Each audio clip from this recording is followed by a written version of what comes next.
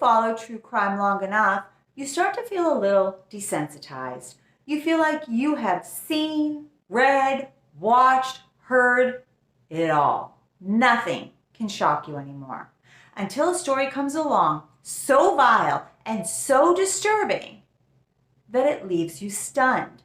This is one of those stories. In 2019, a woman by the name of Lisa Snyder would kill her 8-year-old son Connor and her 4-year-old daughter Brinley. Why she did it still remains a mystery. People have their own theories. I have mine, which I'll share with you in a couple of moments. But it all began when she started telling family members months before the crime that her 8-year-old son was talking about self-harm. He said he was being bullied so badly at school that he didn't want to live anymore. Well, family members naturally asked her if she had reached out to the school, to the principal, to the teacher, to anybody, and she replied no.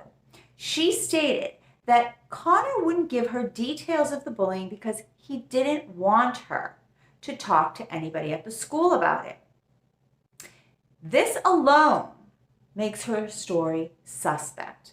What parent of an 8-year-old child talking about self-harm due to bullying would not reach out to the school, to authorities, to a therapist, to anybody?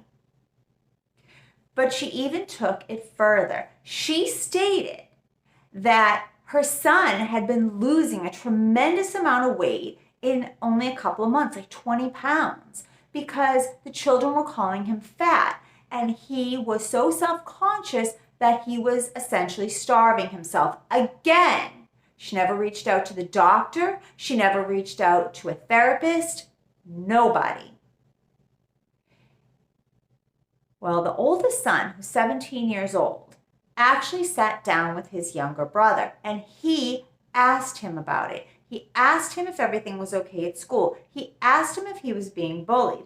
And actually, Connor acted like he did not know what his brother was talking about. And he replied that everything was fine at school, that he had tons of friends, that nobody was bothering him. And after the crime, the teacher, the school bus driver, and the administrator of the school would all relate the same information. They would say Connor had no problems at school. He had a wonderful personality. He had tons of friends. He got along with everybody. So on the day of the crime, Lisa would call 911 and report that her children had been found hanging in the family basement. When the paramedics arrived, they were horrified at what they found. They found the 2 children hanging from beams in the basement. The method of hanging was a dog lead. And I don't mean a dog leash, I mean a dog lead. So it would be those heavy chains that you would put like in a stake in the yard or wrap around a tree. Say you didn't have a fence and you wanted to give the dog enough room to run around, but also secure the dog, or maybe you would take it camping with you. This is what was hanging around the children's necks. Under them was stools, the kind of like wooden stools that you would have at a kitchen island or a breakfast nook or a makeshift bar in your home. These were under the children but kicked over. But what disturbed them as much as how they found the children was how they found the mother. See, she wasn't there screaming or crying or holding her children or trying to get them down. She was outside on the porch smoking a cigarette, followed by walking around not downstairs, the children were downstairs, but on the main level floor, like in the kitchen area, just talking on the phone. In fact, one of the responders said they had to ask her where the basement was. She didn't even greet them and direct them to the children. She was just talking on the phone. Now, for 1 second, try to absorb what you're hearing. Her children are downstairs, still hanging. They had not been taken down at this point. And she's on the phone and sitting on the porch smoking a cigarette. The children were not deceased at this point. They were still alive but unconscious. Please tell me what parent, what mother, what father, what human would come upon children in that situation and not be doing everything humanly possible to get those children down. Now, she told the responders that she attempted to take them down, but that her son was too heavy, and that even the little one, the girl, that the dog lead was impossible. She couldn't get it off. Okay, let's say that that's true. Would you not maybe pick up the stools and put their body weight on it, maybe prop some other stuff on the stools also to alleviate the pressure from their neck so that they're not choking? Would you not pick them both up yourself and hold them up so that they're not choking and hanging? Because I don't care how heavy this little boy was, and you're going to see photos of him. I mean, we're not talking like the child was gigantic. He was a little chunky. He was not gigantic. And I don't care. I don't care if the kid was 500 pounds, okay? You're gonna find a way. Your adrenaline alone is going to give you that superhuman strength if needed. You hear those stories like mother picks up a car with one finger, because her child is trapped under it. You're telling me that you were like, I can't do it. I guess I'll just go have a cigarette. She wasn't there like trying to console them, hold them, talk to them, tell them help was coming, even if they're unconscious, like maybe they can hear you. You just left them dangling?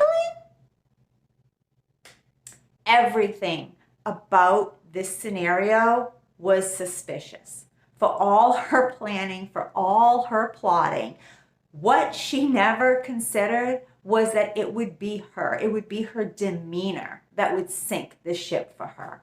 Because right away, they had her on their radar. They're like, this is not normal. This is not the way a mother acts. So she ends up telling the responders that, once again, a week prior, that this little boy was telling her how he didn't want to live anymore and he wanted to take his own life, but he didn't want to die alone, so that's why he wasn't going to do it. And so she surmised from this that he tried, or at this point maybe succeeded in taking his own life, and that he didn't want to be alone, so he took his little sister with him. That was her theory.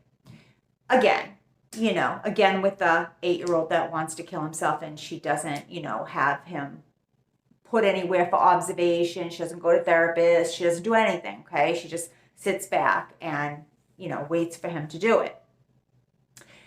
Nobody believed her.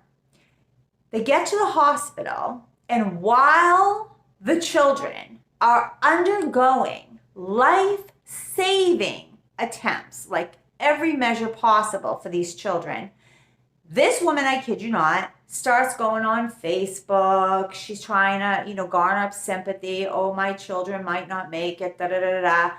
But then she goes on, I don't know if it was like one of those marketplace things on Facebook or if it was on her regular Facebook page, but she goes on and she lists the family above ground pool for sale. And she says it's because she needs money to pay for the medical expenses of the children. So let me tell you something, which I don't need to, because I know that at this point, every one of you is just like, what the hell, right? My son was in NICU for 2 weeks, and it was very expensive, even with our very good insurance, because my husband works for the state. It was still very, very expensive. It took us 2 years to pay it off, or pay off our portion. But at the time that he was in NICU, do you think for a second that we even thought about the financial cost of it? Do you think that we were sitting there like trying to like count and calculate what it was going to cost. Oh my, what should we sell? Even when the baby first came home, we weren't thinking about it because we were just so happy that he was home. Eventually the dust settled and we had to be grown-ups and start worrying about that stuff. But in the moment of a crisis, of an emergency, the touch and go of being in the hospital, who thinks about that? Who thinks about that? And I don't know, but like the fact that it was the pool really rubbed me the wrong way because I'm thinking the kids probably loved that pool. And I feel like a parent always is holding on to hope in a crisis. So you would think as a parent, she's going to be thinking these kids are going to be coming home. They're going to get better. The doctors are going to do some magic and save them. And they're going to come home and they're going to be splashing around in that pool again in no time at all. The fact that you tried to sell something that, in my opinion, would be directly related to the kids, their enjoyment, something they probably used all the time, is a little eerie. It kind of makes me think you knew they weren't coming home. Anybody else feel that way?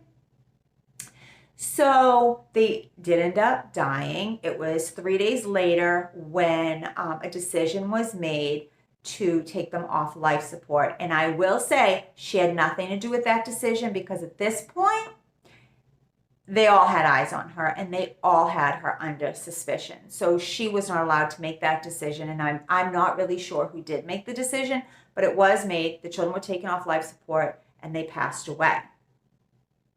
So now the authorities are starting to take a harder look at who is Lisa Snyder. They end up taking her electronics, so, phone, laptop, whatever. The first thing is they realized that this dog lead that the kids were found hanging from, she ordered the day before they were found hung. And her dog Boomer at the time was about 50 pounds, but the lead that she had was like the giant one for like the largest, heaviest breed of dog. And they asked her why she would have bought, this massive one for the size dog that she had. She stated that it was because that was the only one that Walmart had in stock at the time that she, ordered online and then went and picked it up. But they actually looked into that and realized that that was not true. They had many sizes available at the time that she ordered. Now, the reason that she gave as to why the children were down in the basement is because Connor wanted to make a fort. And so he brought the chairs and the dog lead down into the basement as part of his fort. Now, I can understand her not, if that were a true story, which nothing that she says is probably true. But if he was bringing the chairs downstairs, like that would not raise an alarm bell for me. I mean, I have boys. I have little boys. I have a 5-year-old and I have a 12-year-old boy. And, they make forts. And they make forts with chairs and sofa cushions and blankets and all kinds of stuff. So that would be reasonable. But would you allow this big, heavy chain thing, apparatus, downstairs with, a 4-year-old little girl that was going down there unsupervised? Like, it seems like an odd thing that you would let them play with, but that's just me. I mean, I guess it's not even relevant because it wasn't true. So, also, when they looked through everything in her phone, they found some other videos and pictures. Lisa Snyder had started corresponding to a man online, and he had a fetish, and this fetish was bestiality. Like I can't even say it without actually wanting to vomit. Lisa was willing to oblige his dark fantasies, and she began to take videos and pictures of herself and the family dog Boomer. I will not get into the details of it, the details of their correspondences or of these videos and pictures. You can find it online if you want to go ahead and read the details, but I physically cannot. I can't.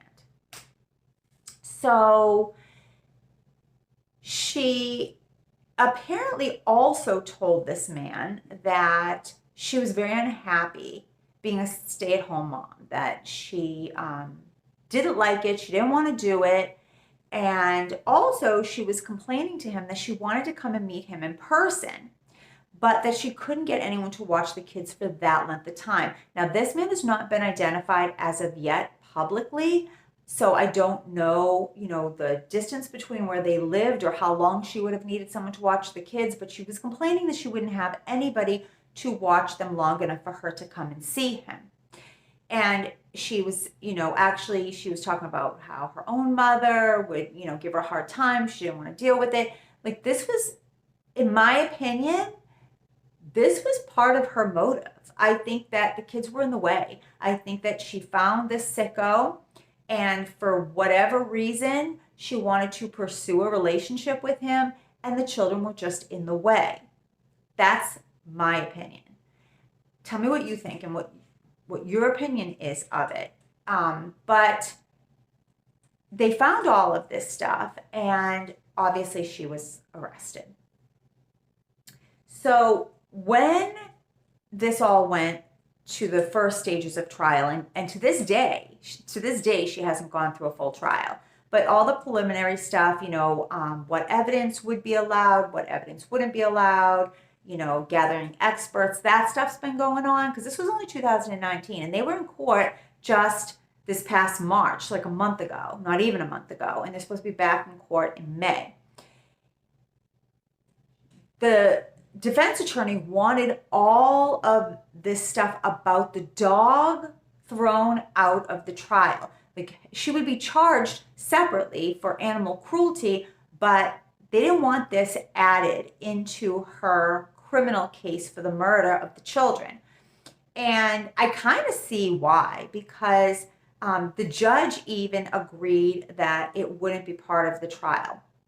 And as much as I actually hate her and think that they should just throw it all out there and let everybody know what a piece of work she was, from a legal standpoint, the judge felt like that would tarnish the jurors' image of her right from jump. Like, they would not be able to get past that. There's no way she would get a fair shake after that. That they wouldn't be able to look at the evidence in front of them, and if by some chance it showed her to be innocent, that they wouldn't be able to even process that, because they would have that thought and those images in their head, and they wouldn't be able to get past it. And I mean, I get that. I think that's probably true, because if I was a juror and you showed me that, I'm probably at that point just going to have tunnel vision, you are a sick, twisted person.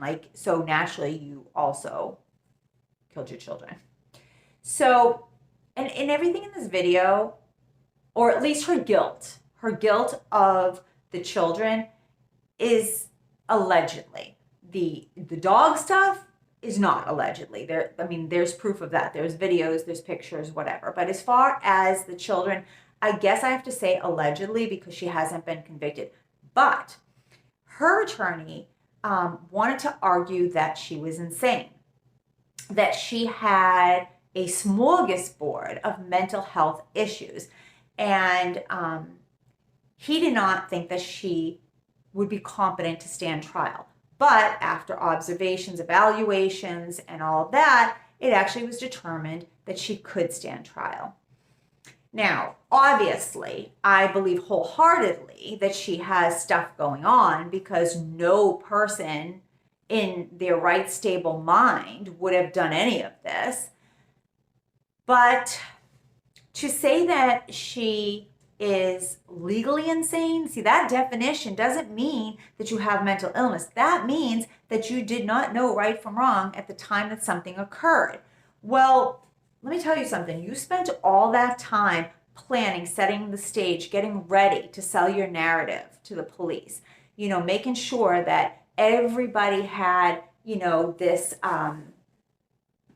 pre-described notion that little Connor was suicidal and that he didn't want to die alone.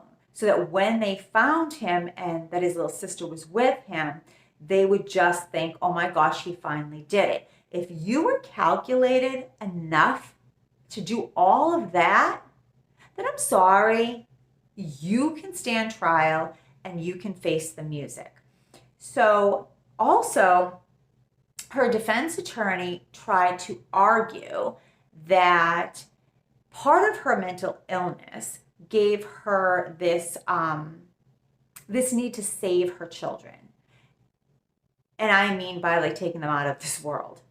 Okay? Look at Andrea Yates kind of thing. Remember Andrea Yates? Because I really, really do believe she thought that she was afraid that because of her mental illnesses, her children were going to suffer the same fate, and she wanted to save them from it. So if she had harmed them, it would have been to save them.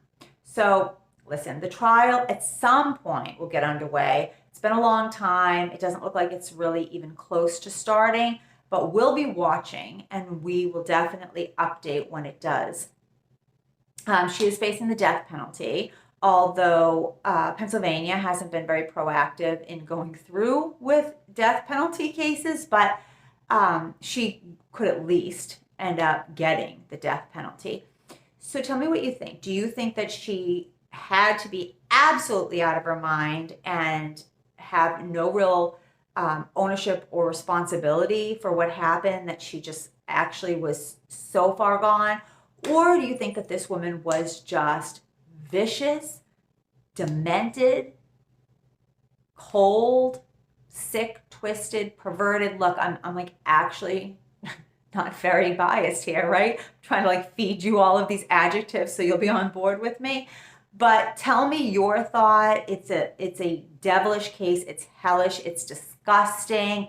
It's almost too much to even bear. But it happened. And for these little kids, it does need to be talked about because their story needs to be told. Because they left this earth at only 8 years old and only 4 years old. And if we don't bring awareness to what happened and we don't put their name out there, then they have died in vain. Because I feel like, and I'm not putting the blame on anybody else, but if somebody is talking to you and telling you that their 8-year-old wants to commit suicide, whether or not they're lying about it, if they're not following through with doing anything about it, then the person listening to it needs to take that step and needs to reach out and call somebody for some kind of, check on the family. And maybe things like this can be warded off in the future. God, it's such a horrible story. So that's it. And I know you're all wondering about Boomer. Boomer has a new family and is allegedly doing great. So that's it. I'll see you soon. Bye.